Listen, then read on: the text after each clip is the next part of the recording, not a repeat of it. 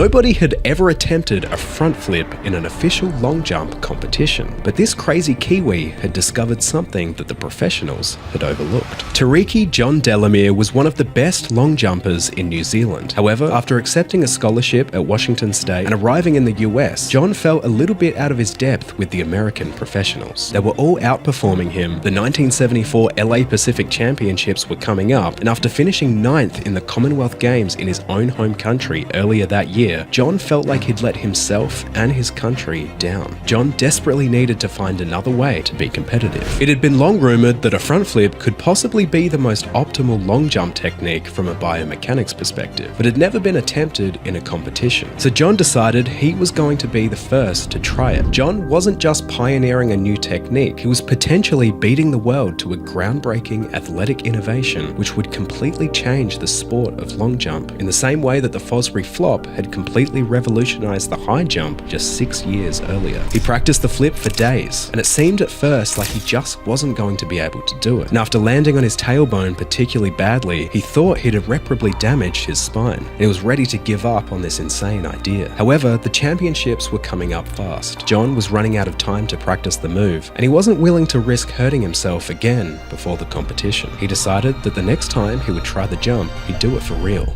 At the Pacific Championships. When the day finally arrived, John prepared for his first jump. He sprinted down the runway and he launched into the air. He executed the front flip perfectly, landing feet first, far ahead of all the previous jumpers. The officials stood there stunned, with their mouths open. It impressed everyone. But once the officials processed what just happened, they informed John that he had unfortunately overstepped the mark, and the jump didn't count. Despite this, it was clear that the adrenaline was working, and John was onto something extraordinary. For his second jump, John was even more focused. The crowd swelled, and they watched with bated breath to see if he would attempt the flip again. As John took off again, he leapt from behind the line and his body rotated smoothly through the air. He landed feet first once again, this time with his heels touching down at the 8.4 meter mark, the longest jump in NCAA history. But in the final moments of the jump, his hands planted down behind him, causing him to fall back to 7.7 meters. John's jump was still enough to equal the day's winning jump from the reigning Olympic champion Randy Williams. It was a bittersweet success, but John had done what he set out to do. He had successfully proved the enormous potential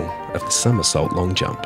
John was only given one more opportunity to compete using the technique before the end of the season. By the time the next season rolled around, the International Association of Athletics Federations had banned the somersault long jump, deeming it too dangerous. As a result of the ban, John's jump remains the longest official somersault long jump in history.